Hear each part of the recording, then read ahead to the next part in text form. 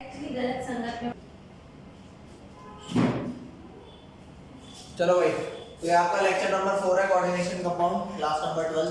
ठीक है, तो हमने लिगेंड्स कर लिया था, सेंट्रल एटम कर लिया था और कोऑर्डिनेशन एंटिटी कर ली थी। इतने में को डाउट?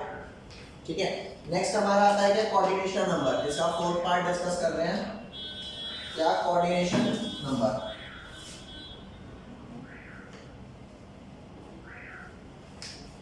Coordination number. अब कोऑर्डिनेशन नंबर क्या होता है ये तुम्हारे को बताता हूँ। जैसे मान करके चलना, आपका ये मेटल है, ठीक है, इस मेटल पे मान लो 2 बाइडेंटेट लिगेंड लगे हैं। कितने? बाइडेंटेट। बाइडेंटेट लिगेंड वो होते हैं जो आपके दो साइड से जुड़ते हैं। तो एक CH2 यहाँ पर NH2 और यहाँ पर भी क्या, NH2। तो ये 2 पेयर डोनेट करेंगे दो साइड से। हाँ। ये एक बाइडेंटेट लिगेंड हो गया और एक मान लो और लगा है, कौन सा? NH2 CH2 NH2। ठीक है, ये और ये, तो टोटल कितने बाइडेंटेट लिगेंड हो गए? 2। लेकिन बॉन्ड टोटल कितने बने? 4। तो कोऑर्डिनेशन नंबर 4 हो गया। अच्छा, ऐसे मतलब कुल मिला के सेकेंडरी वैलेंसी जो आपकी है वो आपका क्या है? कोऑर्डिनेशन। ठीक है भैया, अब कोऑर्डिनेशन नंबर 4 कब हो सकते हैं? या तो 2 बाइडेंटेट लिगेंड लग जाए, या 4 मोनोडेंटेट लग जाए, या एक डायरेक्टली टेट्राडेंटेट लग जाए। समझ गया ना बात? तो ये आपका कोऑर्डिनेशन नंबर है। तो यहाँ पर मैं लिख देता हूँ कोऑर्डिनेशन नंबर कैसे डिफाइन होता है।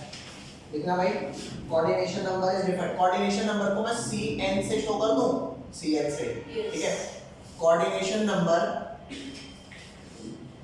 ठीक है, can be defined as number of ligand. Coordination number और सेकेंडरी वैलेंसी सेम है। हाँ, यही मान लो। Coordination number can be defined as the number of ligand donor atoms to which the metal is directly bonded। ठीक है भैया, इसमें तो कोई नोचा नहीं आप लोगों को, समझ आ गया ना कोऑर्डिनेशन नंबर। नेक्स्ट हमारा कौन सा है भाई? Coordination sphere. कोऑर्डिनेशन स्फीयर क्या होता है ये वाली बात समझेंगे। फिफ्थ आ गया आपका कोऑर्डिनेशन स्फीयर। तो कोऑर्डिनेशन स्फीयर समझाता हूँ आपको क्या है। चलो भैया ध्यान देना, जैसे कि मैं आपको सिंपल अगर बताऊं कि 4 मान लो मेटल के अराउंड 4 लिगेंड लगते हैं, तो क्या सारे ऐसे लगा दूं? एक यहाँ, एक यहाँ, एक यहाँ, एक यहाँ। मतलब कोई वो नहीं है कि आप किस शेप में लगाओगे। तो आपको शेप्स दिखा देता हूँ। इस शेप को क्या बोलते हैं? इस शेप को हम बोलते हैं टेट्राहेड्रल। आप सारे जानते हो, कहीं से भी देखो एंगल सबके बराबर ही पाएंगे। ठीक है, इसको अगर 4 लिगेंड आपके इस मैनर में जुड़े हैं, ठीक है, तो आप इसे बोलोगे टेट्राहेड्रल शेप हो गया। या फिर आप और अगर इस शेप में जुड़े हुए हैं, इस वाली शेप में, तो इस शेप को क्या बोलते हैं? ऑक्टाहेड्रॉन। क्या बोलते हैं इसको? ऑक्टाहेड्रॉन। या फिर अगर मान लो 4 लिगेंड लगे हुए हैं, वो टेट्राहेड्रल में ना जुड़ के ऐसे जुड़े हैं, तो ये कौन सा हो गया? Square planar. स्क्वायर प्लेनर, अबे प्लेन है ना, तो स्क्वायर क्या हुआ? प्लेनर। या फिर मान करके चलो ऐसा हुआ कि ये आपका ट्राइगोनल है, ट्राइगोनल पंखे की पंखुड़ी जैसा, इसके एक ऊपर लग गया ट्राइगोनल पिरामिडल, एक और नीचे लग गया ट्राइगोनल बाइपिरामिडल। तो जो ये बॉन्ड्स बनते हैं ना, ये डिफरेंट शेप्स प्रोवाइड कराते हैं। क्या कराते हैं? डिफरेंट शेप्स को प्रोवाइड कराते हैं। तो वो डिफरेंट शेप जो भी हमारी आती है उसे कोऑर्डिनेशन नहीं, अबे यार उसे कोऑर्डिनेशन स्फीयर नहीं बोलते, उसे कोऑर्डिनेशन पॉलीहेड्रॉन बोलते हैं। वेट, यहाँ पे हल्की सी मिस्टेक हो गई मेरे से किताब के पैटर्न में। इसको कोऑर्डिनेशन स्फीयर ना लिख के जो भी मैंने आपको एक्सप्लेन किया ना, उसको आप लोग क्या लिखेंगे? Coordination polyhedron. Coordination polyhedron. ठीक है भाई, तो कोऑर्डिनेशन पॉलीहेड्रॉन कौन कौन से हो गए? एक आपका हो गया ऑक्टाहेड्रल। ऑक्टाहेड्रल में क्या हो गया कि जो मेटल है उसके अराउंड ऐसे लगा हुआ है, ठीक है भाई, ये 6 लिगेंड लगे हुए हैं। और कौन कौन सा हो सकता है, और एक आपका हो सकता है ट्रायगोनल बाइपिरामिडल। ट्रायगोनल बाइपिरामिडल ऐसा हो जाएगा आपका, ये आपका ट्रायगोनल बेस हो गया और इस ट्रायगोनल बेस के ऊपर नीचे, समझिए कोऑर्डिनेशन पॉलीहेड्रॉन क्या होगा। तो इसकी डेफिनेशन मैं लिख रहा हूं कोऑर्डिनेशन पॉलीहेड्रॉन की। देखो भाई, द स्पेशियल, पता है स्पेस के अरेंजमेंट को, अरे स्पेस में तो अरेंज कर रहे हो तो उसको मैं इंग्लिश में टर्म यूज करता हूं स्पेशियल अरेंजमेंट, ठीक है भाई। तो कोऑर्डिनेशन पॉलीहेड्रॉन क्या हो गया, the spatial arrangement, the spatial arrangement of the ligand atoms, of the ligand atoms which are directly attached to the, which are directly attached to the central atom or ion, central atom or ion, defines a coordination, defines a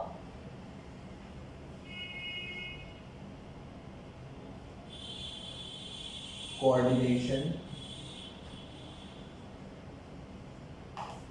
polyhedron, polyhedron,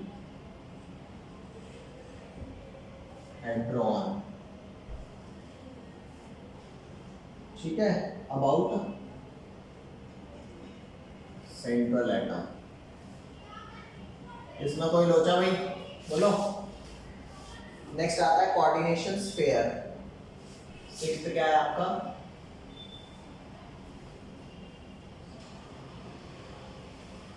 coordination sphere. Coordination sphere क्या होता है ये समझना। जैसे मान लो एक हमने क्या लिखा, एक ऐसा लिखा K4FeCN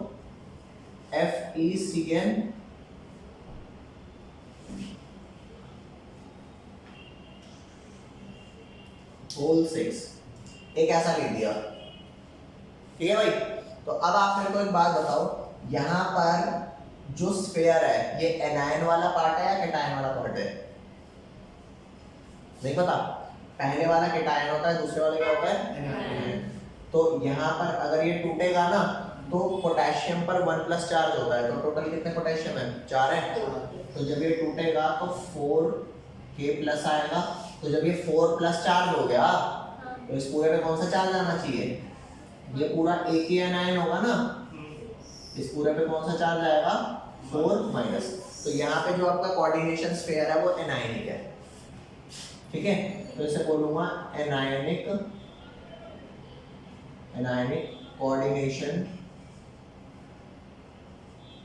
स्फीयर। कोऑर्डिनेशन स्फीयर हमेशा एनायन वाला होगा, हमेशा जरूरी नहीं है। एक कंपाउंड और लिखता हूँ, ये देखो CONH3 होल 6 Cl3। अब चेक करके देखो, ये पहले वाला हमेशा कैटायन होता है, बाद वाला हमेशा क्या होता है, मानते नहीं मानते, सिंपल सी बात भाई, पहले कैटायन बाद का एनायन। अगर स्फीयर बाद वाले में है तो एनायनिक कोऑर्डिनेशन स्फीयर हो गया, और अगर स्फीयर पहले वाले में है तो कैटायनिक कोऑर्डिनेशन स्फीयर। चार्ज कितना आएगा ये कैसे पता लगेगा, जैसे K पे मुझे पता होता है, K जो होता है ना वो फर्स्ट ग्रुप का एलिमेंट होता है, तो K पे +1 चार्ज हो गया, ठीक है। और Cl17 ग्रुप का एलिमेंट होता है, क्लोरीन वाला, तो वो कौन सा हो गया, Cl पे -1 होता है, तो कितने माइनस चार्ज हो गए, 3 माइनस ना, तो इस पे कितना प्लस चार्ज आएगा, 3 प्लस, समझिए। तो ये आपका कुछ ऐसा हो जाएगा CONH3 होल 6, इसके ऊपर कौन सा चार्ज आ गया +3, और ये आ गया 3Cl माइनस। तो एक ऐसा स्फीयर हो गया आपका, ये हो गया कैटायनिक कोऑर्डिनेशन स्फीयर को CS लिख दूं फिलहाल, कोऑर्डिनेशन स्फीयर, कोई दिक्कत। तो ये आपके हो गए कोऑर्डिनेशन स्फीयर, ठीक है भाई। अब कोऑर्डिनेशन स्फीयर की डेफिनेशन क्या है, डेफिनेशन में यहाँ पे चिपका देता हूँ, इसमें इसके अंदर मैं इसकी क्या चिपका देता हूँ, डेफिनेशन। तो ध्यान देना भाई, डेफिनेशन क्या हो जाएगी, द सेंट्रल एटम या ion and the ligand, the central atom और आयन एंड लिगेंड्स, ठीक है, सेंट्रल एटम और आयन या फिर ligands attached to it are enclosed in a square bracket, are enclosed, भाई जो सेंट्रल एटम है और जो उसके साथ लिगेंड्स अटैच है, ये स्क्वायर ब्रैकेट के अंदर इंक्लोज्ड है ना, are enclosed in square bracket, square bracket, square को मैंने ना शॉर्ट फॉर्म में लिख दिया, आप फुल फॉर्म में लिखना ब्रैकेट, ठीक है। और इन सबको मैं कलेक्टिवली क्या बोलता हूं, कोऑर्डिनेशन स्फीयर, ठीक है। And is collectively termed as, and is collectively termed as coordination sphere, coordination sphere। कोई लोचा?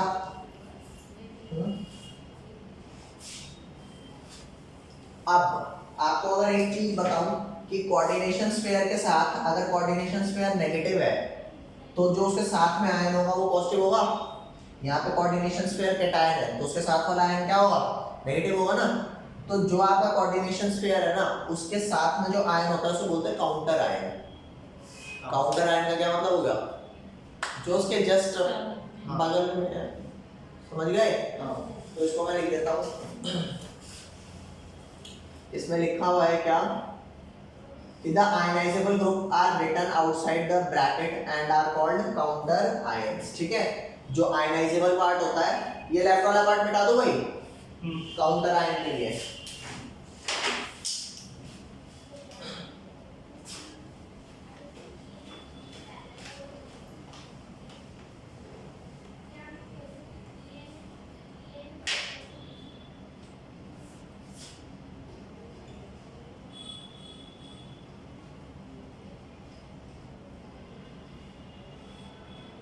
काउंटर आयन क्या है, देखो भाई, the ionisable group, the ionisable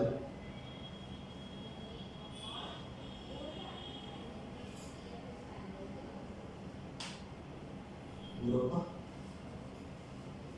ठीक है भाई, ग्रुप्स आर रिटन,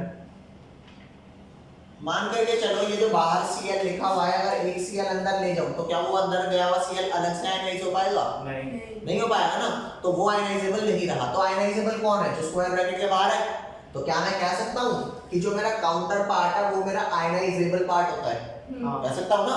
तो मैंने लिखा the ionisable groups are written outside the, are written कहां आ गया, हाँ, written outside the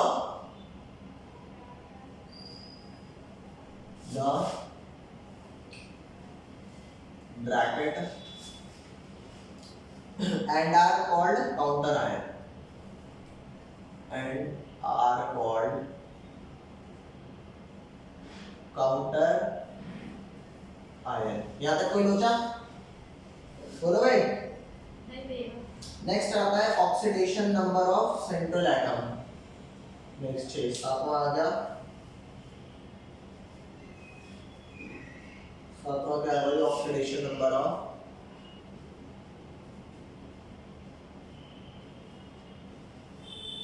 of central atom.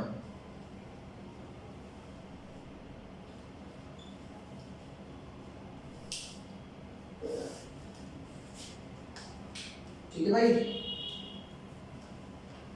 Oxidation number का क्या मतलब होता है, जैसे अगर मैं आपसे पूछूं कि सेंटर एटम की मैंने आपको प्राइमरी वैलेंसी बताई थी, अरे प्राइमरी वैलेंसी मतलब तो ना, तो जो प्राइमरी वैलेंसी है वो इटसेल्फ क्या है?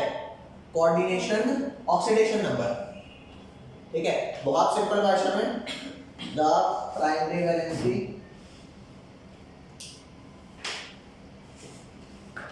द ऑक्सीडेशन नंबर को फिलहाल मैं ON लिख दूं। Yes. ON फिलहाल के लिए, वैसे ये एक्सेप्टेड सिंबल नहीं है। The oxidation number of central metal ion,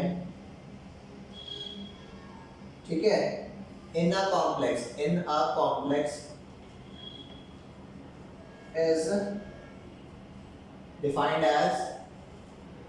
is defined as the charge it would carry। ठीक है जी, ठीक है, charge it would carry if all the ligands are removed along with the electron pair। ठीक है, if all the ligands are removed, ठीक है, सबको remove कर दिया along with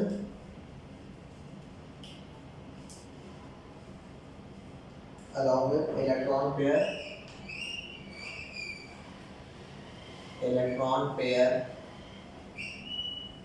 that are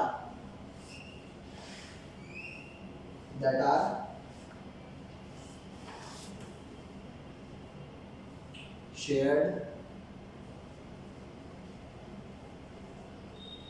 with central atom। ठीक है भाई, अगर मैं बहुत सिंपल भाषा में आपको एक्सप्लेन करूं कि क्या है, ये प्राइमरी वैलेंसी है। ठीक है, यहाँ पर मैं लिख देता हूँ, किताब में ना इसको प्राइमरी वैलेंसी लिखा नहीं है, वैसे होती है वही है। ठीक है, इन सिंपल भाषा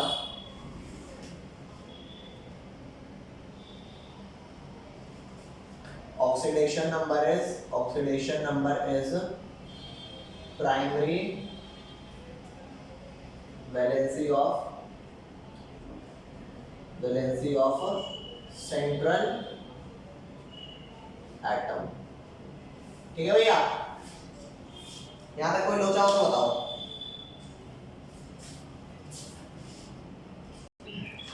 यहां तक कोई डाउट हो तो बताओ मेरे को, इसमें से कोई सा भी point, counter ion, coordination sphere, octahedral क्या है, ट्राइगोनल, बाइपिरामिडल क्या है, कोई लोचा इसमें है? और यहाँ तक oxidation number of central metal तक।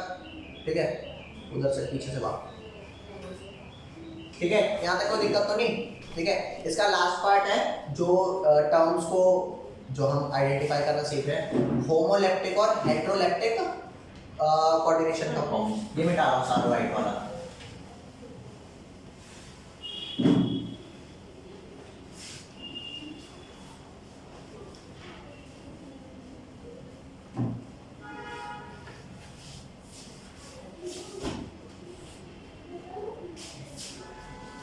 कौन सा? सातवां आठवां।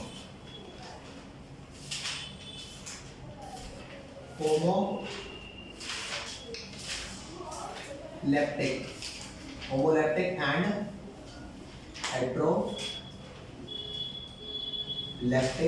कॉम्प्लेक्सेस।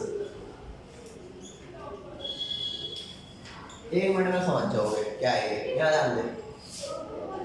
जैसे मान करके चलो ये एक कंपाउंड है CONH3 और बाहर लिखा है Cl3, और एक कंपाउंड ऐसा है CONH3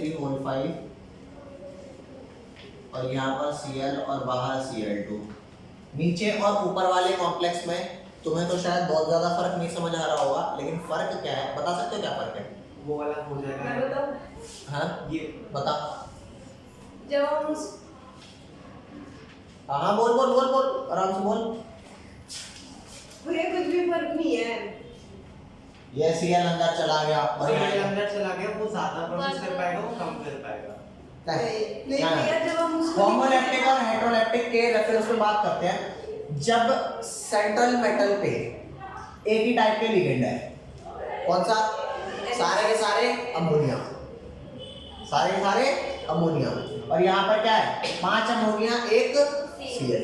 तो जब एक ही टाइप के लिगेंड लगे हो ना, एक ही टाइप के, मेरे को मतलब ये चाहे वो अमोनिया लगाओ, चाहे वो सारे के सारे क्या लगे हो, Cl लगे हो, चाहे सारे के सारे क्या लगे हो, वाटर लगे हो, जो लगाओ एक टाइप का।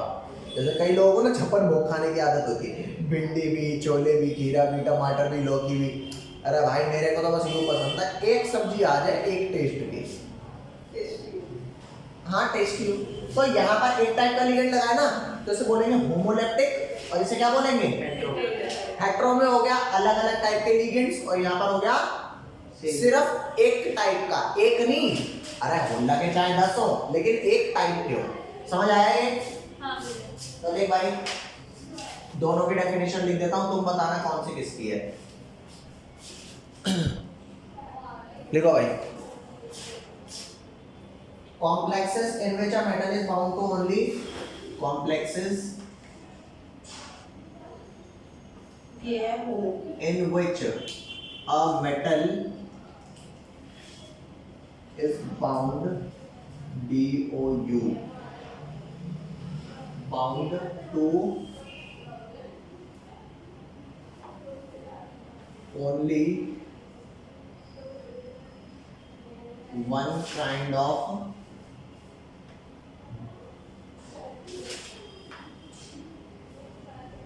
डोनर ग्रुप,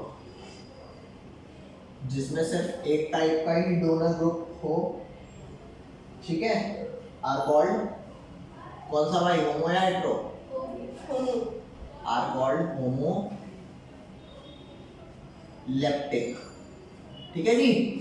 और इसी का उल्टा अगर मैं बात करूं कि जिसमें मोर देन वन काइंड के डोनर ग्रुप हो, ये ऊपर वाला नीचे वाले से कॉरेस्पॉन्ड करा दो भाई। ये देखो भाई, यहाँ ध्यान दे, ये मैं लिख रहा हूं कॉम्प्लेक्सेस इन विच अरे ये ऊपर वाली लाइन ऊपर वाले को कॉरेस्पॉन्ड कर रही है, देख लो भाई, मैंने अच्छा कर दिया। Complexes in which a metal is bound to more than one kind of donor groups are called क्या, हेटेरोलेप्टिक। ओ हाँ, हेट्रो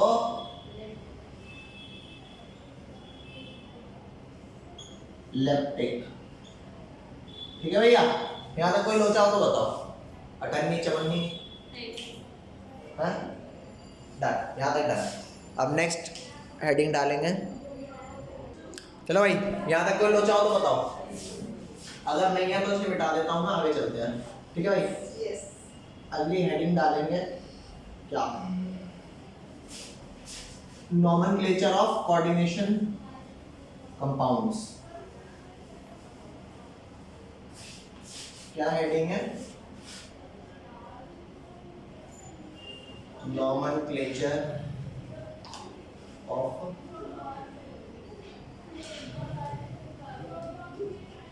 coordination compounds।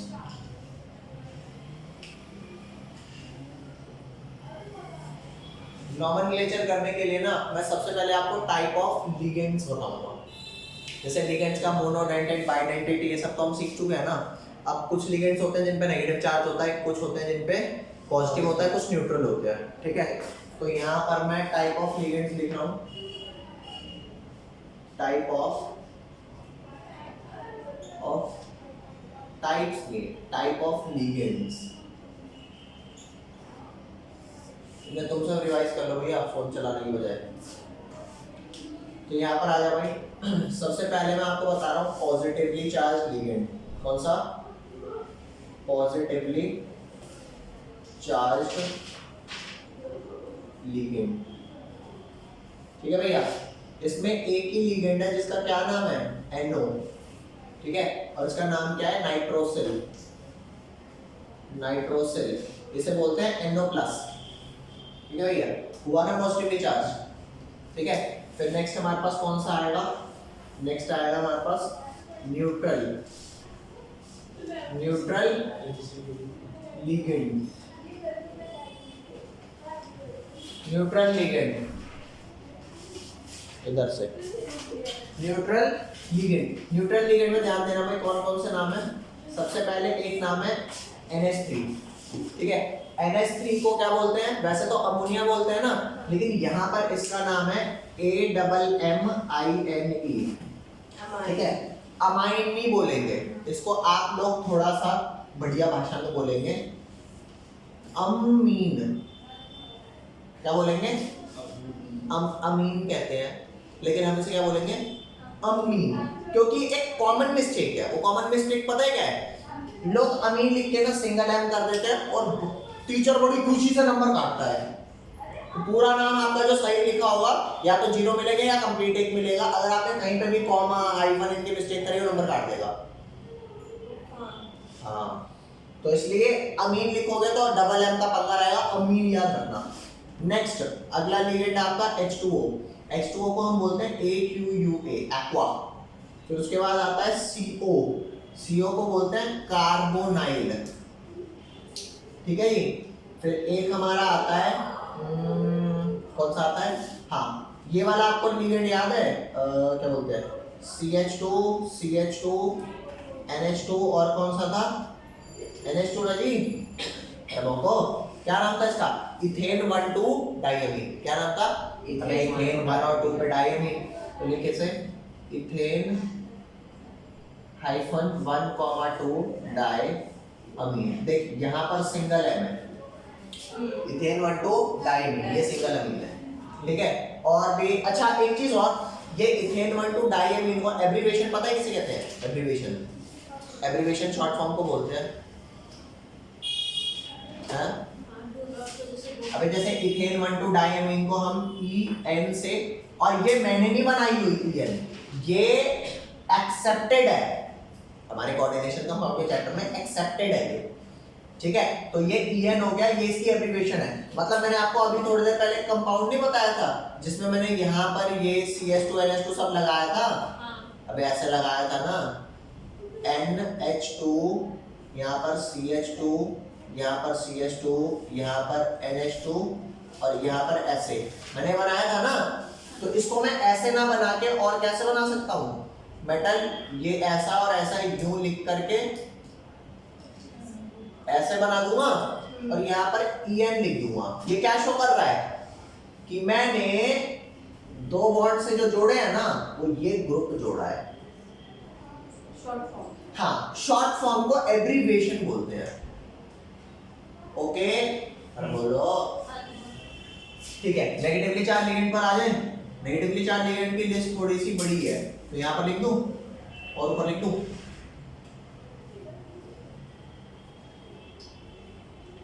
नेगेटिवली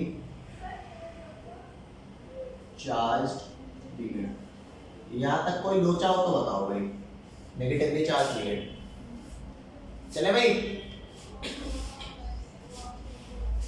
आगे, अब एक एक करके इनके सारे नाम दे देता हूं। नहीं भाई, F नेगेटिव को बोलते हैं फ्लोरिडो, फ्लोरिडो। Cl नेगेटिव को क्या बोलेंगे, क्लोरिडो। Br नेगेटिव को, अरे क्या बात, और I माइनस को आयोडो। ठीक है भैया। नेक्स्ट आ जा, नेक्स्ट है भाई OH माइनस को हाइड्रोक्सिडो, SO4 माइनस 2 को सल्फेट है ना, सल्फेटो। और कौन सा है, और भाई और कुछ लिगेंड ऐसे हैं जिनके नाम कैसे याद है देना। जैसे अगर N से चिपका है तो NO2 होगा, तो उसको बोलेंगे, यहाँ पे तो दिख रहा नहीं होगा ना, हाँ दिख रहा, मस्त दिख रहा है भाई साहब। इसको बोलेंगे नाइट्राइटो N। और अगर O से चिपका होगा तो ONO लिखेंगे, इसको बोलेंगे नाइट्राइटो अरे बोल भाई, हाँ। N से चिपका तो नाइट्राइटो N, O से चिपका तो नाइट्राइटो O। ठीक है भाई, आगे अगर हाँ एक और होता है C2O4। अच्छा वो लिख देता हूँ SCN। SCN अगर S से चिपका है तो इसे बोलेंगे थायोसाइनेटो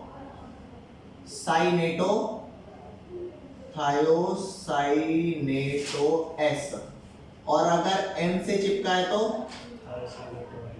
थायोसाइनेटो। ये नाम कोई ऐसे नहीं है कि आप बिल्कुल ही याद ना कर पाओ, ठीक है, थायोसाइनेटो N। उसके बाद नेक्स्ट क्या है, अगर C चिपका है, C से चिपका है तो इसे बोलेंगे साइनाइडो। और अगर N से चिपका है तो आइसो साइनाइडो। ठीक है भैया। नेक्स्ट और क्या है, C2O4। नेक्स्ट है आपका C2O4-2, इसको बोलते हैं ऑक्जेलेटो। ठीक है, और भी बहुत सारे हैं यार, और मैं मुझे देख देख के सारे बताता हूँ।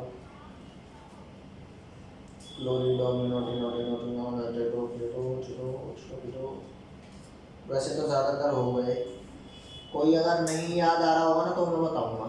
यहाँ तक कोई लोचा हो तो बताओ कोई है।